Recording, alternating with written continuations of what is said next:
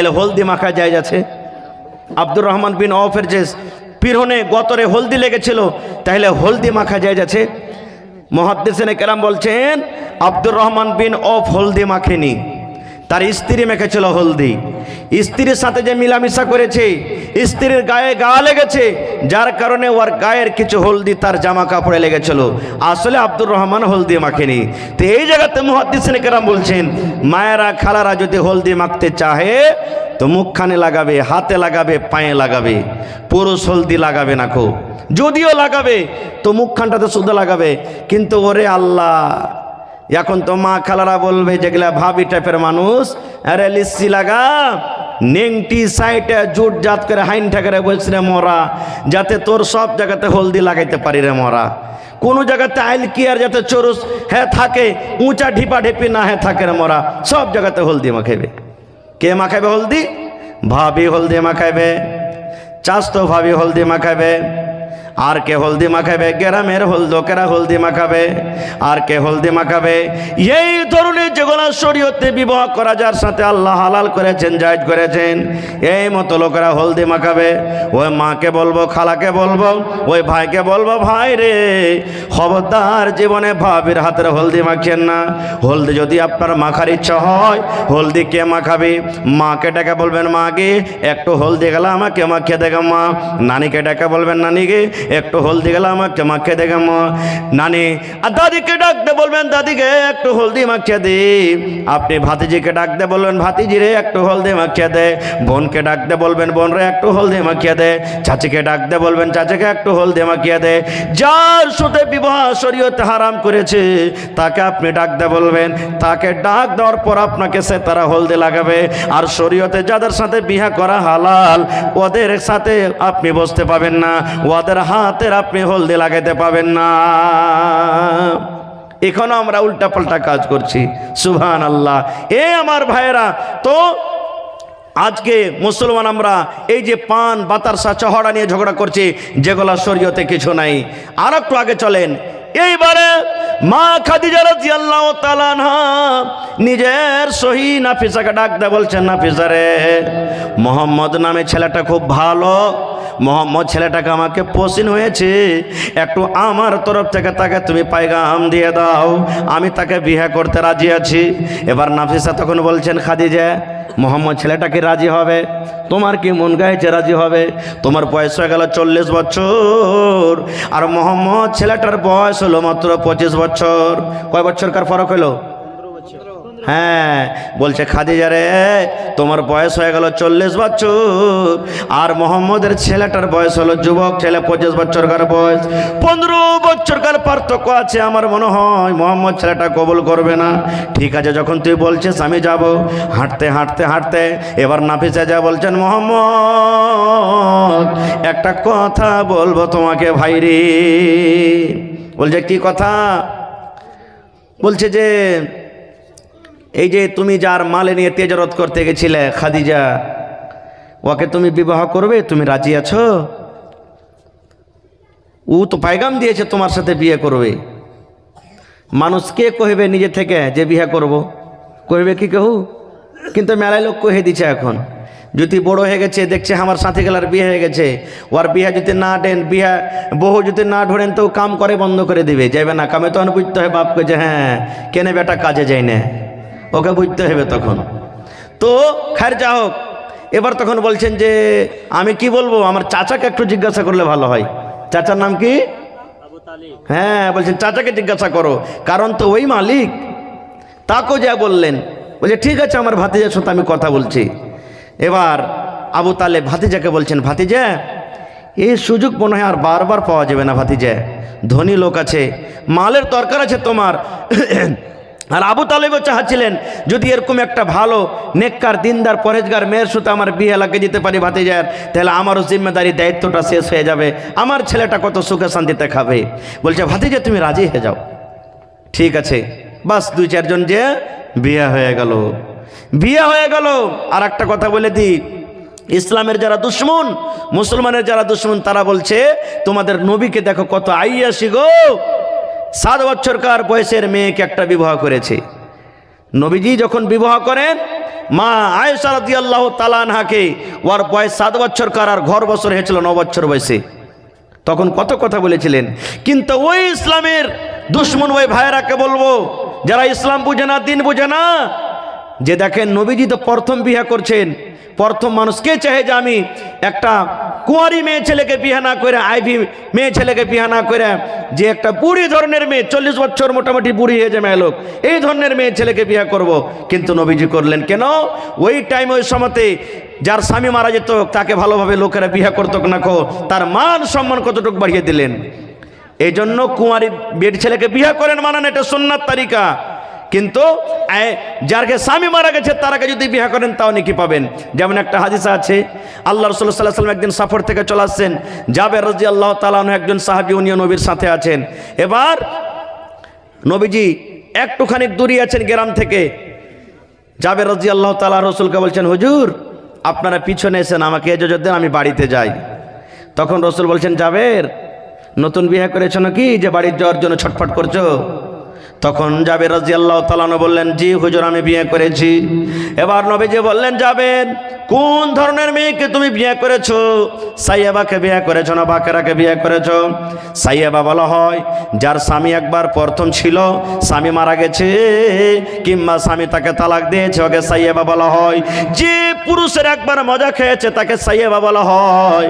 আর বাকেরা ওই মেয়ে ছেলেকে বলা হয় যে যার প্রথম বিয়ে হয়। রাসূল বলছেন, যাবের রে তুমি সাইয়াবাকে বিয়ে করেছো না বাকেরাকে বিয়ে করেছো? মানে বিবাহিত নারীকে বিয়ে করেছো না অবিবাহিত নারীকে বিয়ে করেছো? এবার জাবের বলতে লাগলেন, ইয়া রাসূলুল্লাহ, আল্লাহ নবী গো, আমি একটা সাইয়াবা বিয়েদারি মেয়ে ছেলেকে বিয়ে করেছি।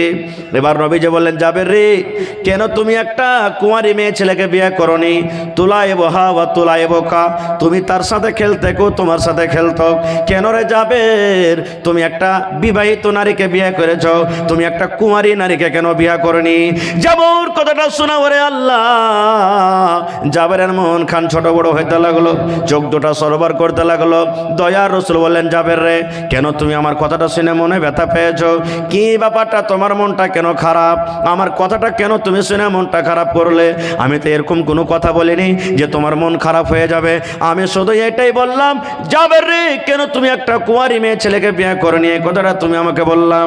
এবার জাবের তখন বলছেন, ইয়া রাসূলুল্লাহ, আল্লাহ নবী গো, এই জন্য আমি কাঁদছি গো রাসূল, এই জন্য আমার মনটা ছোট হয়েছে।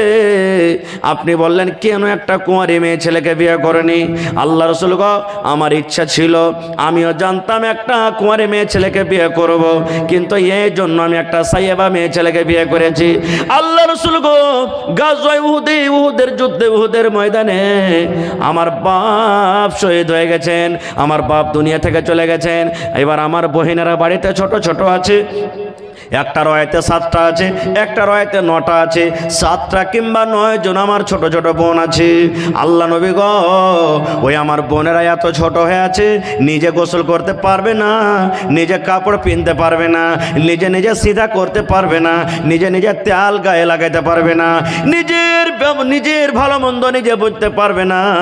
এজন্য আমার বোনদের জন্য একটা বড় ধরনের মেয়ের দরকার, একটা বড় ধরনের নারীর দরকার, যে আমাদের বোনের দেখাশোনা করবে, আমার বোনেরাকে গোসল করাবে, আমার বোনেরাকে তেল কাজল দিয়ে দিবে, আমার বোনেদের পরওয়ারিশ করবে। এই জন্য নবী গো, আমি একটা বড় ধরনের মেয়েকে আমি বিয়ে করেছি, এই জন্য আমি বিয়ে করেছি। খারে যা হোক, এবার বিয়ে হয়ে গেল, 1 দিন গেল, 2 দিন গেল, 3 দিন গেল, 4 দিন গেল, এই করতে করতে করতে সুবহানাল্লাহ, নবীজির বয়স যখন 40 বছর হয়ে গেল, ওরে আল্লাহ 40 বছর নবীর বয়স।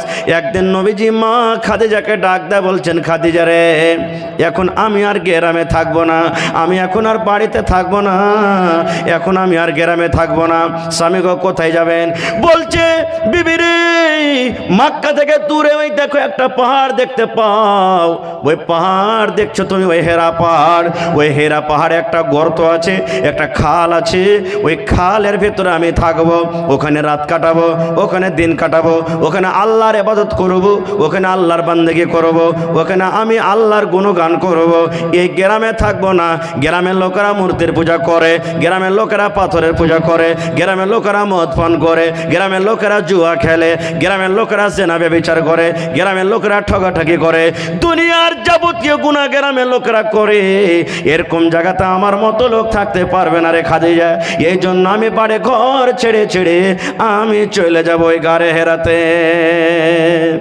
2 দিন 5 দিন 10 দিনকার মতন ছাত্র নিয়ে, 2 দিন 5 দিনকার মতন ছাত্র নিয়ে, খাবার নিয়ে, নবীজি খাজুর নিয়ে ওই গাড়ে হেরা পাহাড়ে চলে যেতেন, গর্ততে চলে যেতেন।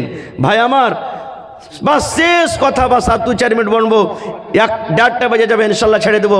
বাস 5-10 মিনিট আমি বলবো, কথা লম্বা হয়ে যায়।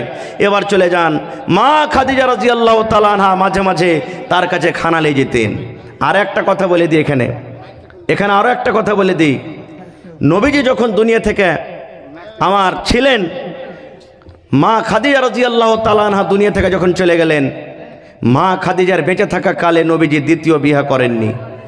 মা খাদিজা যতদিন দুনিয়াতে বেঁচে ছিলেন, নবীজি দ্বিতীয় স্ত্রী বাড়িতে আনেননি। এত নবীজি ভালোবাসতেন, এত মহব্বত করতেন, প্যার করতেন। এ ভাই মুসলমান, মা খাদিজা কেমন ধরনের মেয়ে ছেলে দেখেন। মাঝে মাঝে নবীজি খাদিজার তারিফ করতেন অন্য অন্য বিবির সামনে, খাস করে মা আয়েশা রাদিয়াল্লাহু তাআলা আনহার সামনে। আয়েশা, আমার স্ত্রী খাদিজা এরকম ছিল, আমার স্ত্রী খাদিজা ওরকম ছিল, আমার স্ত্রী খাদিজা এরকম ছিল, মাঝে মাঝে মাঝে মাঝে তারিফ করতেন। এবার বলেন, 100 দিনের তারিফ যদি 100 দিনের সামনে করে, মনটা খারাপ হবে না? হবে না? জোরে বলেন, হবে না? হবে না? হ্যাঁ, মন খুব খারাপ। দেখবেন যারকে 2টা স্ত্রী আছে, রেগে যান না ফের কেউ। 2টা স্ত্রী যারকে বাড়তে আছে, ঝামেলা কিন্তু খুব হয়, তারকে খুবই ঝামেলা হবে, খুশ করতে পারবে না স্ত্রীকে। তো একদিন কথাতে কথাতে মা আয়েশা রাদিয়াল্লাহু তাআলা আনহা তখন নবীকে বলছেন, হ্যাঁ, আপনার স্ত্রীটা কত যে ভালো, বয়স আলা মেয়ে লোক, বয়স্ক মানুষ, আর ওর আপনি তারিফ করছেন, বাড়াই করছেন।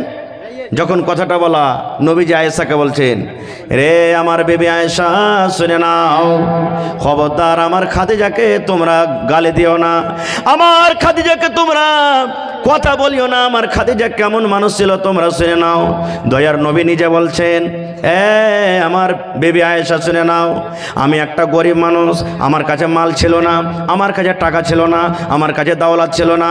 আমার যখন বিয়ে হয়, এই মক্কার জমিনে আমার বেবি খাদিজা সব থেকে ধনী মানুষ ছিল, সব থেকে মালদার মানুষ ছিল।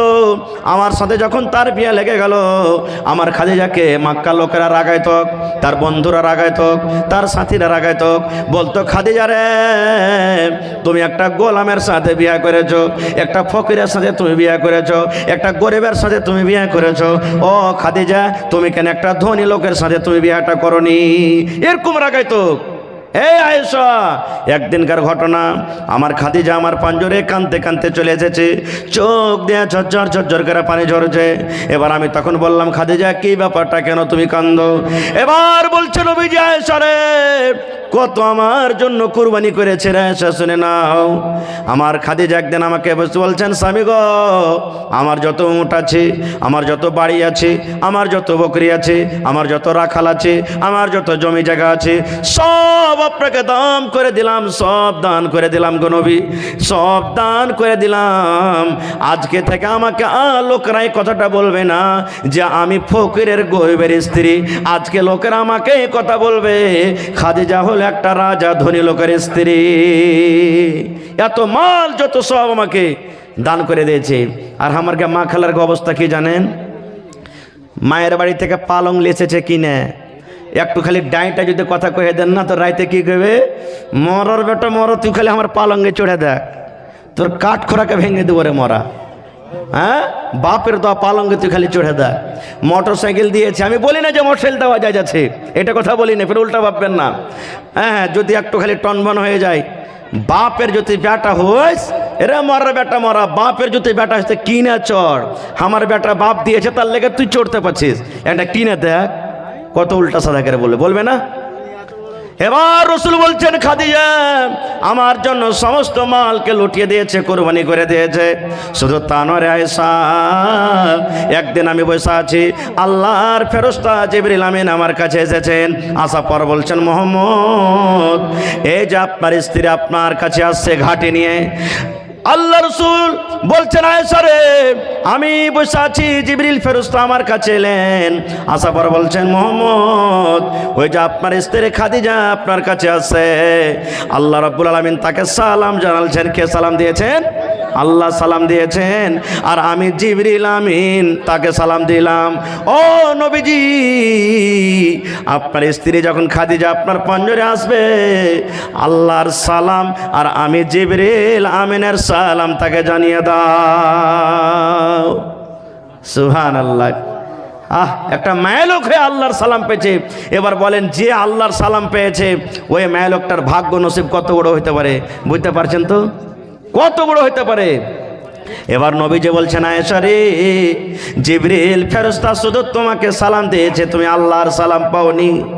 আল্লাহর সালাম আমার খাদিজা পেয়েছে, জিবরিলেরও সালাম পেয়েছে, আর তুমি শুধু জিবরিল ফেরেশতার সালাম পেয়েছো, আল্লাহর সালাম পাওনি। এই জন্য আমার খাদিজাকে তুমি গালি দিও না। রাসূল আবার বলছেন, ও আয়েশা শুনে নাও, আমার জয়টা সন্তান হয়েছে, সমস্ত সন্তান আমি খাদিজার পেট থেকে পেয়েছি।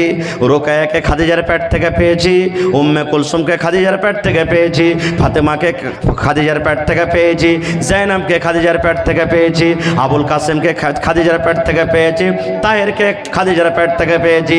যতগুলি আল্লাহ আমাকে সন্তান দান করেছেন, আমার স্ত্রী খাদিজার কাছ থেকে আমি পেয়েছি। আল্লাহ রাব্বুল আলামিন তোমাদেরকে সন্তান দান করেননি।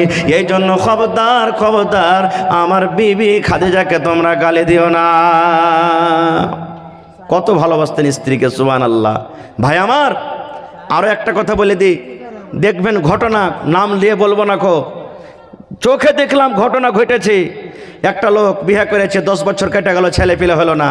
আর একটা বিয়ে করলে ওর ছেলে পিলে হলো। যেমনই ছেলে পিলে হলো, ওর কারণে প্রথমকার স্ত্রীটাকে নজরে দেখতে চায় না। এরকম আছে না? নেই?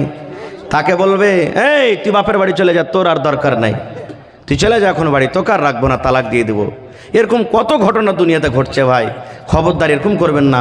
প্রথমকার স্ত্রী প্রথমই হয়, বড় স্ত্রী বড়ই হয়। সতীনের ঝাল কি জিনিস ভাই আমার? 11:30 1:30 বাজতে 2-3 মিনিটের সময় আছে মাত্র। বাস একটা ঘটনা আমি আর বলে দিই। একদিন নবীজি বাড়ি বানিয়ে রেখেছেন সবটি স্ত্রীর কাছে যাওয়ার। নবীজির 11টা স্ত্রী। কয়টা স্ত্রী? 11টা স্ত্রী, একসাথে 7টা স্ত্রী ছিলেন। এটা হলো একটা স্ত্রীর বাড়ি, এটা একটা স্ত্রীর বাড়ি, এটা একটা স্ত্রীর ঘর, এটা একটা স্ত্রীর ঘর, সব বাড়ি বানা আছে।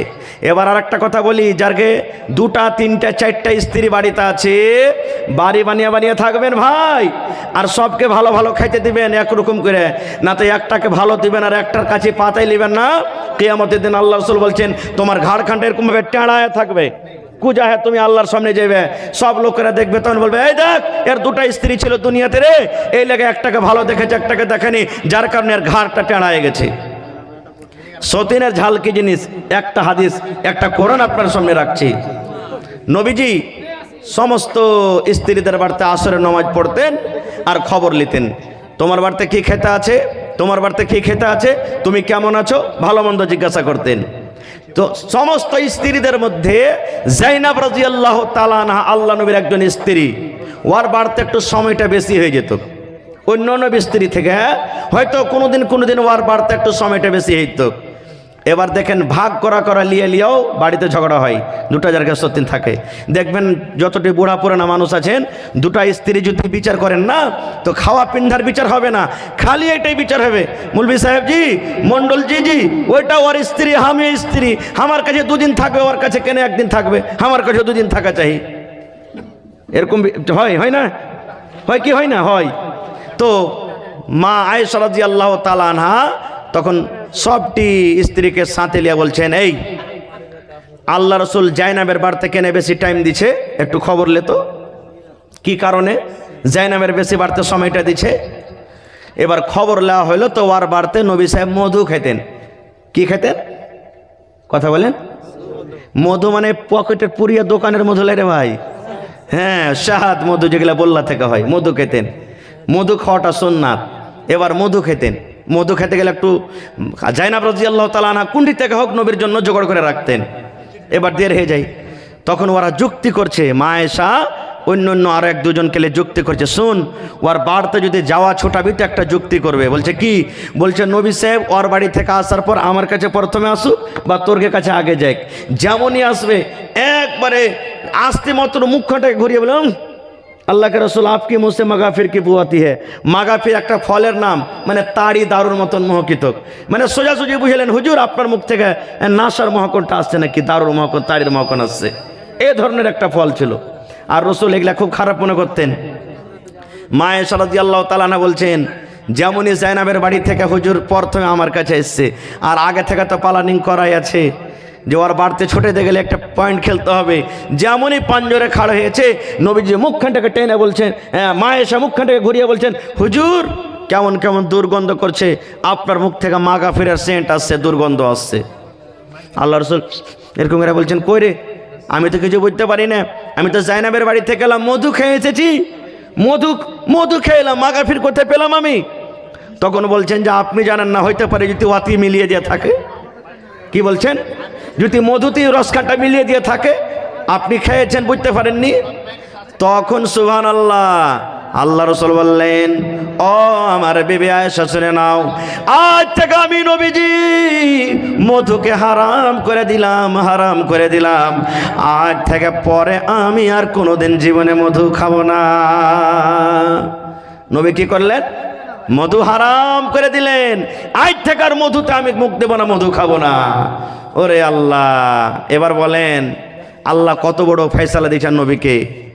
আল্লাহ রাব্বুল আলামিন জিবরিলকে ডাক দিয়ে বলছেন, জিবরিল রে, জান্নাতের নিয়ামতের মধ্যে একটা হলো মধু নিয়ামত, যেটা আমি আল্লাহ দুনিয়াতে দিয়েছি।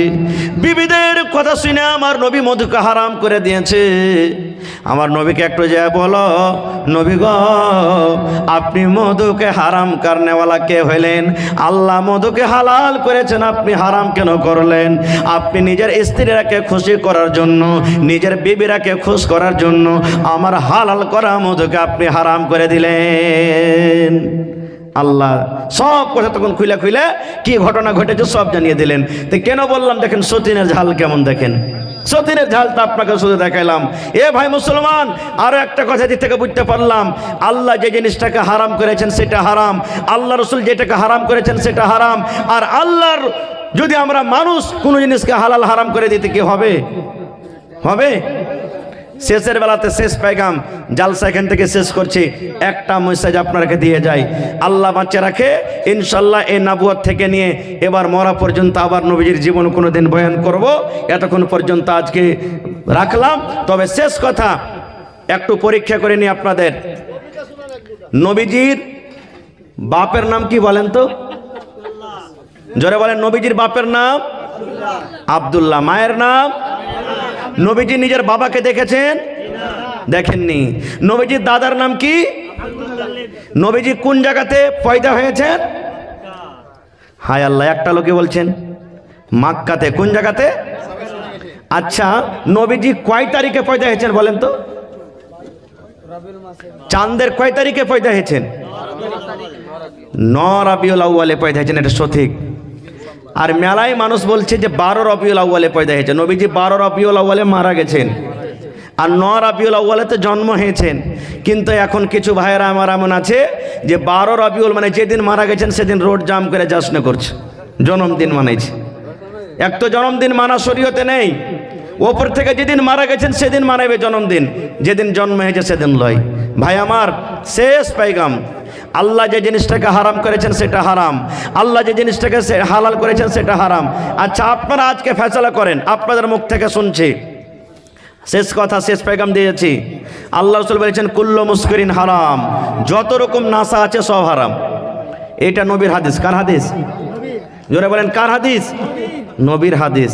আচ্ছা বলেন তো, যত প্রকারের নাশা সব হারাম, তো গোল করাতে নাশা আছে না নেই? আছে।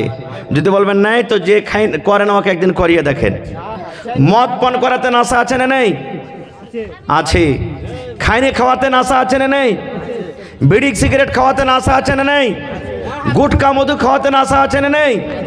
নবীর সাথে মহব্বত ভালোবাসা যদি একটু করতে পারেন তো দয়া করে কোন আল্লাহর বান্দা আছেন এমন, হাত তুলতে বলবো না, বাড়িতে যায় ওই চুনহাট্টি গুলহাট্টি যা আছে পকেট যা আছে সবকে চালিয়ে ফেলে তওবা করবেন আর বলবেন আল্লাহ আজ থেকে তোমার নবীর সাথে মহব্বত করছি, আল্লাহ নবীর সাথে মহব্বত ভালোবাসার কারণে আজ থেকে আমি এগুলোকে ত্যাগ করলাম। করতে পারেন? ইনশাআল্লাহ।